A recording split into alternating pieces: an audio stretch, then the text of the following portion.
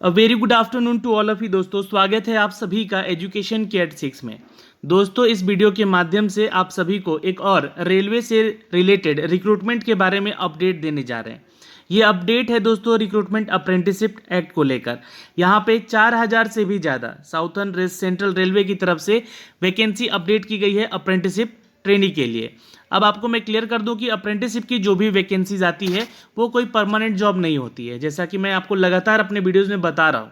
ये एक training period होता है दोस्तों, जो कि 1 साल का आपको ट्रेनिंग दिया जाता है। हाँ, ट्रेनिंग करने के दौरान आपको स्टाइपन मिलता है, यानी कि सैलरी के तौर पे वो स्टाइपन दिए जाते हैं, जो कि as per the government rule apprentice act के तहत इसको जारी किया गया है। लेकिन मैं आपको इस वीडियो के माध्यम से एक चीज़ क्लियर करना चाहूँगा कि इसके लिए वो छात्र आवेदन करेंगे जिनके पास जो डिग्री है 10वीं की पास होनी चाहिए और साथ में ITI होना चाहिए। अब मैं ITI किस ट्रेड में है वो पहले आपको यहाँ से दिखला देना चाहता हूँ, ताकि आप वीडियो को यहीं स्किप करके जा सके। जी हाँ, ताकि आपका यह पूरा समय जो है बर्बाद ना हो। देखिए, ये जो आपका ट्रेड अप्रेंटिस होना चाहिए मित्रों, ये आपका AC मैकेनिक्स में होना चाहिए, जहाँ पे 250 वैकेंसी अपडेट की गई है अप्रेंटिसशिप के लिए। कारपेंटर का पोस्ट अगर है यहाँ पे तो 18 पोस्ट निकाले गए हैं। डीजल मैकेनिक में आपका यहाँ पे 531 पोस्ट हैं। वहीं इलेक्ट्रीशियन के लिए 1019 पोस्ट हैं और इलेक्ट्रॉनिक्स मैकेनिक्स के लिए यहाँ पे 92 पदों का विवरण दिया गया है। फिटर के लिए भी यहाँ पे है 1460 पोस्ट, जो कि सबसे यहाँ पे ज़्यादा पोस्ट बताए गए हैं।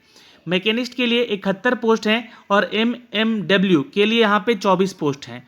आप सभी को बता दें कि यहाँ पे MMTM के लिए भी 5 पोस्ट अपडेट किए गए हैं। साथ ही दोस्तों, यहाँ पे जो छात्र पेंटर के लिए ITI कर रखे हैं उनके लिए भी यहाँ पे 80 पोस्ट का विवरण दिया गया है। वेल्डर में भी यहाँ पे करीब 553 पदों का अपडेट किया गया है। तो ये सारे ट्रेड हैं जिसमें कि आपका ITI भी होना चाहिए। 10वीं पास के साथ साथ आपका ITI भी इन सभी ट्रेड में आपका ये अनिवार्य है। अब मैं आपको सीधे ऑफिशियल नोटिफिकेशन पे ले चलता हूँ। दोस्तों, अगर आप हमारे चैनल एजुकेशन की 86 पे नए हैं तो एक छोटी सी रिक्वेस्ट है कि प्लीज़ चैनल को सब्सक्राइब कर लीजिएगा। ऐसे ही पल पल की अपडेट पाने के लिए चैनल को सब्सक्राइब करने के साथ साथ बेल आइकन को भी दबा लीजिएगा, ताकि हर वीडियो का नोटिफिकेशन आप तक जा सके। आप हमारा टेलीग्राम भी ज्वाइन कर सकते हैं, इसका लिंक हमने चैनल के अबाउट वाले सेक्शन में डाल रखा है।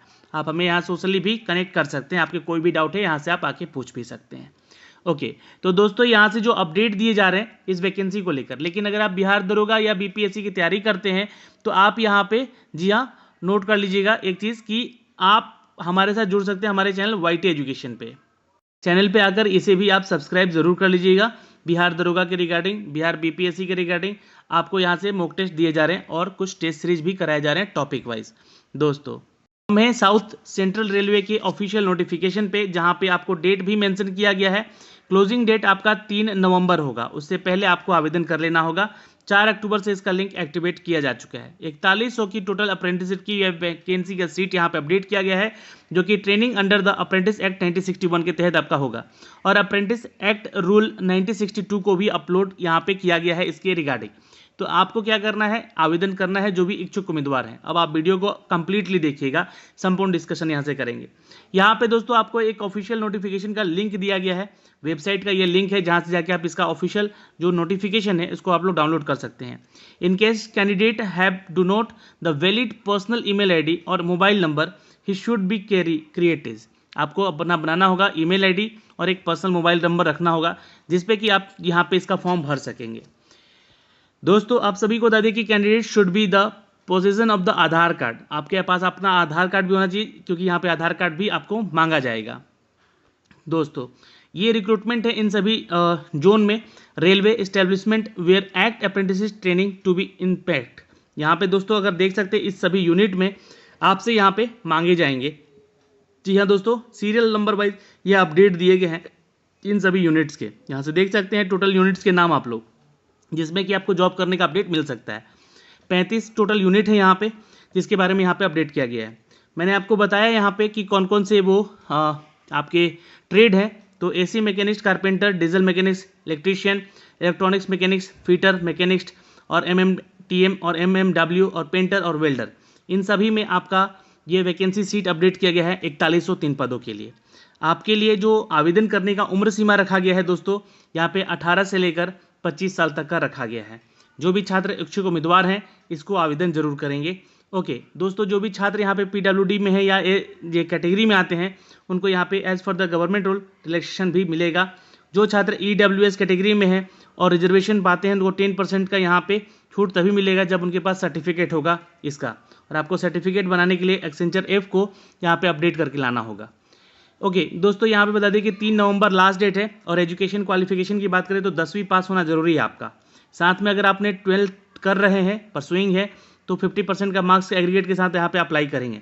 लेकिन ITI का होना ज़रूरी है आपका यहाँ पे, और NCBT या SCBT किसी भी रिकॉग्नाइज इंस्टीट्यूट से आपका इसका सर्टिफिकेशन होना चाहिए दोस्तों। इस बात का भी ध्यान आप ज़रूर रखेंगे। दोस्तों यहाँ पे अगर हम बात कर लें इनके सर्टिफिकेशन की, तो देख सकते हैं यहाँ पे 10th तो चाहिए ही चाहिए, यानी कि आपका क्वालिफिकेशन 10th होना चाहिए। 50% aggregate with the ITI machinist in the refrigerator और AC। तो ये ट्रेड आप लोग चेक कर सकते हैं, ये आपका जो है क्वालिफिकेशन मांगा गया है। 50% मार्क्स आपका 10th में होना चाहिए सभी के लिए, यहाँ पे अपडेट कर दिया गया है। अगर नहीं है तो आवेदन मत कीजिएगा। एलिजिबिलिटी कंडीशन कुछ इस तरह से है कि 15 से लेकर 24 साल तक का एज क्राइटेरिया है। लेकिन जो छात्र SC ST कैटेगरी में है, OBC में है, उनको 5 साल और 3 साल का एज रिलैक्सेशन भी मिलेगा। साथ ही साथ दोस्तों आपको बता दें कि PWD के लिए 10 साल का एज रिलैक्सेशन यहाँ पे दिया गया है। अब यहाँ पे कम्युनिटी यहाँ पे अपडेट किया गया है कि कौन कौन से कैटेगरी में है अगर आप, तो आपका जो बर्न है यानी कि जो डेट ऑफ बर्थ है आपका, है ना, वो आपका इससे मैच करना चाहिए, इस बीच में आपका डेट ऑफ बर्थ होना चाहिए। तो ये एक अपडेट है यहाँ से दोस्तों। आप इसके बाद जो इसका नोटिफिकेशन है उस एक्सेंचर के जरिए आप अपना कास्ट सर्टिफिकेट भी बनवाएंगे। तो आप अब तो ऑनलाइन हो रहा है कास्ट सर्टिफिकेट वगैरह भी, या फिर निवास प्रमाण पत्र भी बन रहा है, तो ये सारी चीज़ें आप बना सकते हैं। मोड ऑफ सिलेक्शन दोस्तों यहाँ पे बता दें कि आपका मेरिट बेस पे सिलेक्शन होगा। 10th के साथ साथ आपका मेनली ITI का भी मार्क्स चेक किया जाएगा, उसी के आधार पे यहाँ पे जो है क्रिएट किया जाएगा आपका, जी हाँ नोट कर लेंगे क्या, तो आपका ITI का मार्क्स और 10th का मार्क्स को लेकर मेरिट बनाया जाएगा। There will be no written exam और वाइवा, कोई भी यहाँ पे इंटरव्यू नहीं है, ना ही कोई आपका रिटन एग्जाम है। पेमेंट फीस यहाँ पे अगर हम बात कर ले दोस्तों, तो जो कैटेगरी में नहीं है, जैसे कि आप अगर मेल हैं जनरल कैटेगरी में, या फिर आप OBC में है और EWS में है, तो आपको 100 रुपये चार्ज यहाँ देना होगा। लेकिन जो छात्र यह ऑनलाइन पेमेंट कर सकते हैं, मोड ऑफ पेमेंट ऑनलाइन है। वहीं जो छात्र SC ST में है, PWD में है या फीमेल कैटेगरी है, तो उनसे कोई भी सरचार्ज यहाँ पे नहीं लिया जा रहा है। अब मेडिकल फिटनेस और फिजिकल स्टैंडर्ड भी आपका होना ज़रूरी है यहाँ पे। एप्लीकेंट जो होंगे वो सेलेक्ट किए जाएंगे उनके मेडिकल फिटनेस के आधार पे। आपका मेडिकली फिटनेस सर्टिफिकेट भी बनेगा यहाँ पे, जो कि आप लोग चेक करवाना होगा, क्योंकि यहाँ पे लोकोमोटर डिसेबिलिटी को भी लेकर भी अपडेट किया गया है। किस कैटेगरी में और कितने % तक आप यहाँ पे PH कोटे से बिलोंग करते हैं, उसके बारे में ये अपडेट दिया गया है। ठीक है, तो यहाँ से आप लोग जो भी चेक कर लीजिएगा जो PH कोटे से आते हैं। अब कैसे आपको इसको सबमिट करना है, तो ये प्रोसेस दिया गया है पैरा नंबर 9 में। How to apply step 2 submit online application. Submission यहाँ पे दोस्तों ऑनलाइन एप्लीकेशन का 4 स्टेज होगा। एक रजिस्ट्रेशन होगा, दूसरा पर्सनल डिटेल डालना होगा, फिर एजुकेशन क्वालिफिकेशन डिटेल डालना होगा, अपना फोटो और सिग्नेचर अपलोड करना होगा, और फाइनली सिलेक्शन ऑफ ऑप्शन को सिलेक्ट करके यहाँ पे पेमेंट कर देना होगा। इन सभी सिलेक्शन क्राइटेरिया के जरिए आप इसका पेमेंट कर सकेंगे, अप्लाई कर सकेंगे ऑनलाइन एक्ट अप्रेंटिसशिप एप्लीकेशन के लिए। लिंक हमने डिस्क्रिप्शन में दे दिया है, या तो आप लोग भी यहाँ पे इसकी ऑफिशियल वेबसाइट से जाके अप्लाई कर सकते हैं। ये सारा प्रोसेस है। यहाँ से डॉक्यूमेंट्स टू बी अपलोडेड, कौन कौन से डॉक्यूमेंट्स यहाँ पे लिए जाएंगे, तो क्लास 10th का डॉक्यूमेंट्स आपसे लिया जाएगा, अपलोड करवाया जाएगा। ITI का सर्टिफिकेट का भी यहाँ पे अपलोड करवाया जाएगा। NCBT SCBT का सर्टिफिकेशन जो है आपके पास, नेशनल ट्रेड सर्टिफिकेट इशूड कहलाता है ये, जो कि आपके पास होना चाहिए, उसको भी अपलोड किया जाएगा। कम्युनिटी सर्टिफिकेट यानी कि किस कैटेगरी कास्ट में है आप, उसका भी सर्टिफिकेट लिया जाएगा। PH कोटे से आते हैं तो भी, और आप किसी भी सर्विसमैन के, एक सर्विसमैन के रिलेटेड हैं, या फिर आप स्वतंत्रता सेनानी के नाती पोते हैं, उसका सर्टिफिकेट भी यहाँ पे आपको लगना है, तो बनवा के ही आप फॉर्म भरेंगे।